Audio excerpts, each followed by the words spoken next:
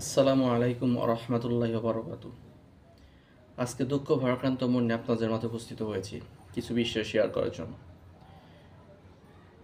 স্বৈরাচারী সরকার পতনের জন্য যারা সবচেয়ে গুরুত্বপূর্ণ ভূমিকা পালন করেছে, যাদের জীবন বিপন্নের কথা চিন্তা না করে যারা সম্মুখ যোদ্ধা ছিল, তাদেরকে দেখলাম আজকে পুলিশের হাতে মার খেয়ে রাস্তায় পড়ে আছে।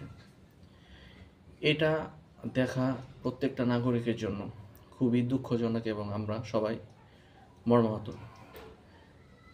ইন্টেরিয়র গভর্নমেন্ট ডক্টর ইউনূসকে বলতে চাই, আপনি যাদের প্রাণের বিনিময়, যাদের ত্যাগের বিনিময়ে দেশটাকে শাসনভারের দায়িত্ব পেয়েছেন, বা আমরা যারা আপনাকে দেশটাকে শাসনভারের দায়িত্ব দিয়েছি, এতদিন অনেক রাজনীতিবিদ আপনার বিরোধিতা করেছে, আমরা সাধারণ জনগণ আপনার পাশেই ছিলাম। কারণ আমরা চাই আপনি দেশের হয়ে কাজ করেন, আমরা চাই আপনি দেশের উন্নয়নের হয়ে কাজ করেন, দেশের জনগণের হয়ে কাজ করেন। কিন্তু এখন দেখতে পাচ্ছি আপনি বিভিন্ন রাজনীতিবিদের কাছে আপনার মাথাটাকে নত করে ফেলেছেন। আপনি বিভিন্ন রাজনীতিবিদের কাছে নমনীয় হয়ে তাদেরকে একত্রিত করার চেষ্টা করছেন, কিন্তু যাদের অধিকারটা সবার আগে দেখার কথা ছিল, জুলাই যোদ্ধা, যাদের অধিকারটাকে আপনার দায়িত্বের ভিতরে পড়ে, সেটা অধিকার হিসেবে ফিরিয়ে দেওয়া, সেই জুলাই যোদ্ধাদেরকে আপনি একত্রিত করতে পারেন নাই। আপনি তাদেরকে কী করেছেন? রাস্তার উপরে সেই পুলিশ পেটোয়া বাহিনী দিয়ে আবার মার খাওয়াচ্ছেন, রাস্তায় পড়ে আছে। সবচেয়ে বড় বিষয় দেখলাম, একটা ছেলে জুলাই আন্দোলনের সময় তার হাত কেটে গেছে, একটা কৃত্রিম হাত লাগিয়েছে, সেই হাতটা দেখলাম রাস্তায় পড়ে আছে। ভাই, আমি সেই ভাইটাকে সেলুট জানাই যে ভাই, তোমার এক হাত চলে গেছে, কি হয়েছে?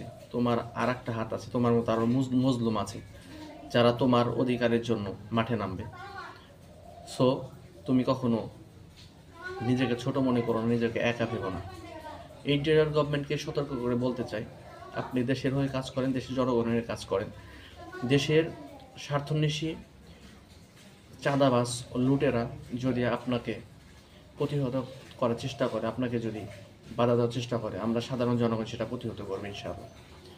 সো আপনি আপনার দায়িত্বটাকে সঠিকভাবে পালন করেন এবং জুলাই যোদ্ধাদের যে চাওয়া পাওয়া আছে, সেই চাওয়া পাওয়াগুলোকে অগ্রাধিকার হিসাবে নিয়ে সেটা সমাধান করার চেষ্টা করেন। আর যেন ভবিষ্যতে এমন না হয় যে যারা এই দেশটাকে রক্ষা করলো তারাই আজকে মার খেয়ে রাস্তায় পড়ে আছে, তাদেরকে দেখার মতো কেউ নাই। এটা ভাবলে ভুল হবে। দেশের জনগণ যখন আবার মাঠে নামবে, তখন আপনার এই পুলিশ পেটোয়া বাহিনী আর রাস্তায় থাকতে পারবে না।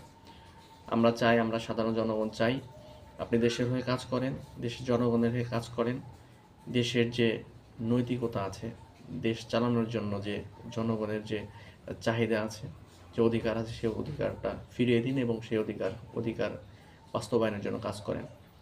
আসসালামু আলাইকুম রহমতুল্লাহ বারকাতুহু।